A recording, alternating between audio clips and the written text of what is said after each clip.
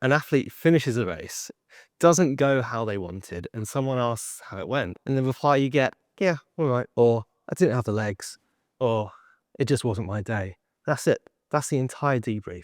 Weeks of preparation, months sometimes, reduced to one emotional summary. No analysis, no understanding. They go back to training and change nothing. Or they change absolutely everything. Or abandon the goal entirely.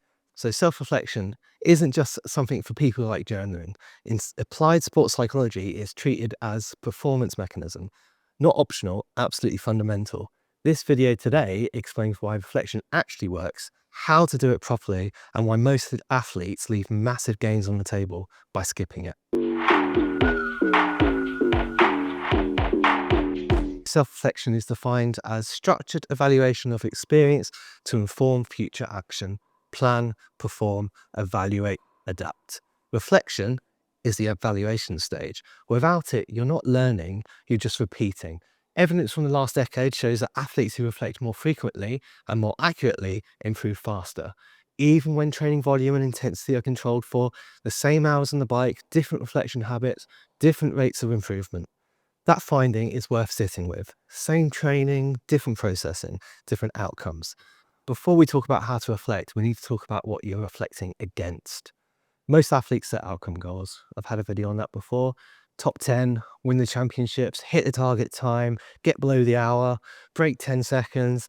Outcome goals matter. They absolutely do. They give direction, but they're only partially in your control. You can execute perfectly and still lose because somebody else was better on the day.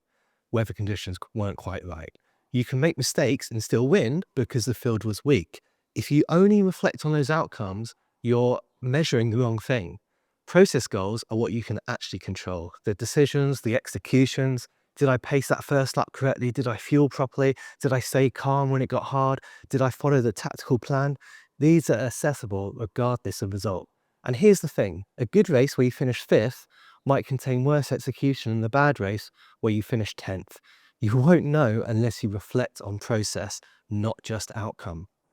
So A, B, and C races. If you're racing a full season, not every race matters equally.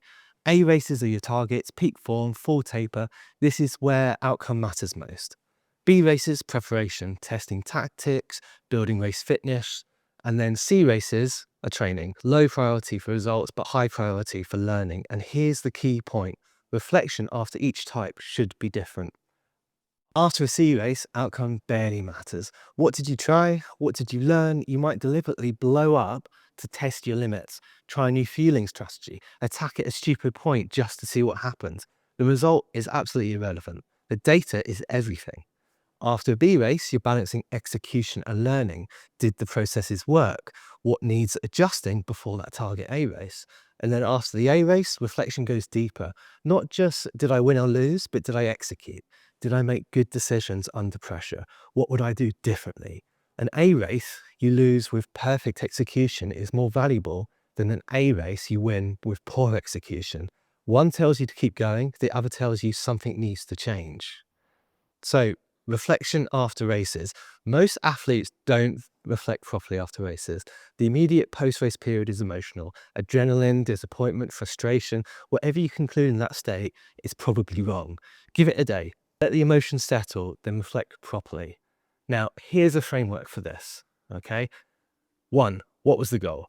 Outcome and process. 2, what happened? Just the facts. 3, what worked? 4, what didn't? And 5, why? This is where analysis happens. Don't just list what went wrong, understand the cause. 6, what changes next time? Write it down. Not in your head, somewhere you'll find it again. Before the next day, you go back and read your previous reflection. The patterns will be there. Here's what usually happens after a bad race. Athlete is disappointed, concludes they're not fit enough, trains harder, digs a bigger hole, or abandons the goal entirely, or blames external factors and learns absolutely nothing. None of this is reflection, it's reaction. Proper reflection asks, what actually went wrong? Sometimes the answer is fitness. More often it's execution. You were fit enough, but you paced badly, fueled poorly, made tactical errors, let nerves affect you. The training for these problems is completely different. Reflection identifies the actual problem. Without it, you're guessing. And I need to train harder is a default guess for everything in endurance sport. It's usually wrong. Here's the other mistake. Reflection after success is rare. Good race, great, move on. But do you know why it was good? If you don't know what caused the success, you can't repeat it. I've seen athletes have breakthrough performances and never replicate them. They don't understand what they did right. Reflect after good races just as carefully as bad ones. The good races contain your blueprint. Races are the obvious place for reflection, but most of your time is spent training. Same principles apply. After a session, especially a hard one, take 5 minutes. What happened? How did it feel? What worked? What didn't? Doesn't need to be complicated. A training diary that only records distance or power is just a data log. A training diary that records context becomes a learning tool. How did you sleep the night before? What did you eat?